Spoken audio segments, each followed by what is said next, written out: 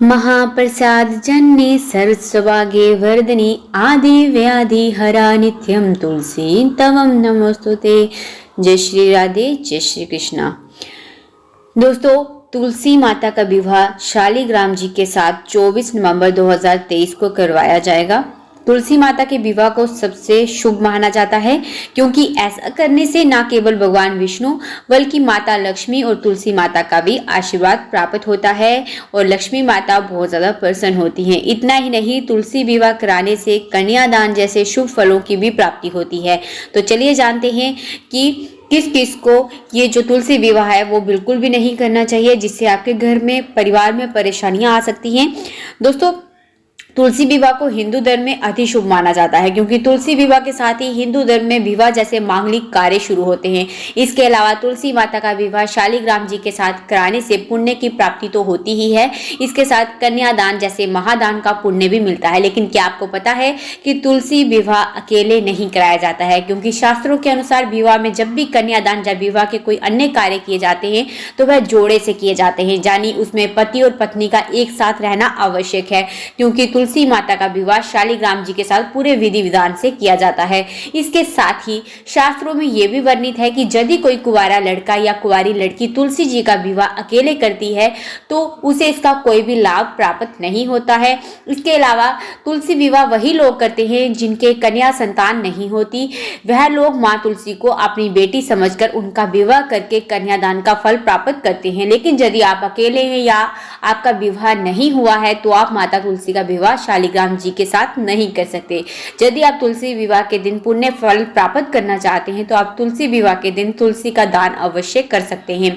इस दिन आप किसी तुलसी के पौधे को अपने हाथ से किसी ऐसे स्थान पर लगाएं जहां पर इसकी नियमित रूप से देखभाल हो सके। आप तुलसी विवाह के दिन किसी निर्धन व्यक्ति को भी तुलसी का पौधा दान में दे सकते हैं। इसके अलावा आप चाहें तो मंदिर में भी तुलसी का पौधा दान कर सकते हैं। यदि आप ऐसा करते हैं तो आपको तुलसी विवाह के पुण्य फलों की प्राप्ति हो जाएगी। लेकिन आपको तुलसी विवाह नहीं करना चाहिए। आप चाहें तो कहीं पर भी तुलसी विवाह में सम्मिलित हो सकते हैं और माता तुलसी से अपनी शादी के लिए प्रार्थना कर सकते हैं।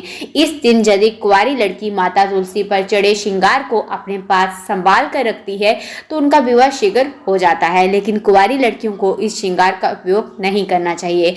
और यदि कुंवारे लड़के शालिग्राम जी पर चढ़ाए गए वस्त्र को अपने पास संभाल कर रखते हैं तो उनका विवाह भी शीघ्र हो जाता है। और अब बात करते हैं, अगर आपके पीरियड्स हैं, मासिक धर्म के समय महिलाओं को तुलसी का पूजन नहीं करना चाहिए, ना ही उन महिलाओं को तुलसी का विवाह करना चाहिए।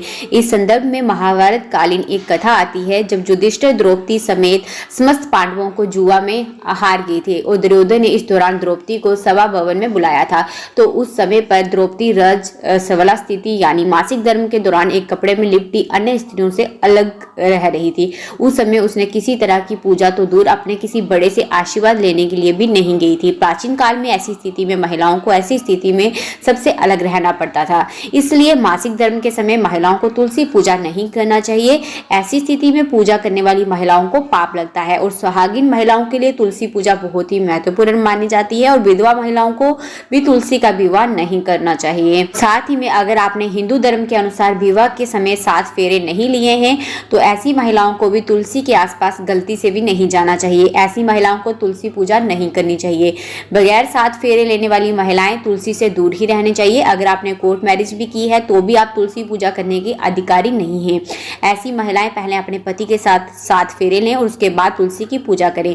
अगर आप ऐसा नहीं करती हैं तो आप पाप की भागीदार बन सकती हैं और माता तुलसी आपसे नाराज हो सकती है। भले ही कुंवारी कन्या तुलसी पूजन कर लें, लेकिन बिना 7 फेरे लिए विवाह रचाने वाली महिलाएं तो बिल्कुल भी तुलसी का पूजा ना करें। चरित्रहीन व्यक्ति और मन में गंदे विचार रखने वाली महिलाओं को भी तुलसी के पौधे से दूर ही रहना चाहिए। ऐसे व्यक्ति की पूजा तुलसी माता कभी भी स्वीकार नहीं करती है। शास्त्रों के अनुसार अगर आपके मन में गलत विचार आते हैं और दूसरे लोगों के प्रति आपके मन में गलत भावना है तो आपको तुलसी के पौधे से दूर ही रहना चाहिए। ऐसे व्यक्ति को तो तुलसी विवाह में भी शामिल नहीं होना चाहिए। माता तुलसी ऐसे लोगों से हमेशा क्रोधित रहती है और ऐसे व्यक्ति की पूजा भी माता तुलसी कभी भी स्वीकार नहीं करती है। अगर आपका मन सच्चा है तो तभी आपको तुलसी की पूजा करनी चाहिए। जय श्री राधे, जय श्री कृष्णा।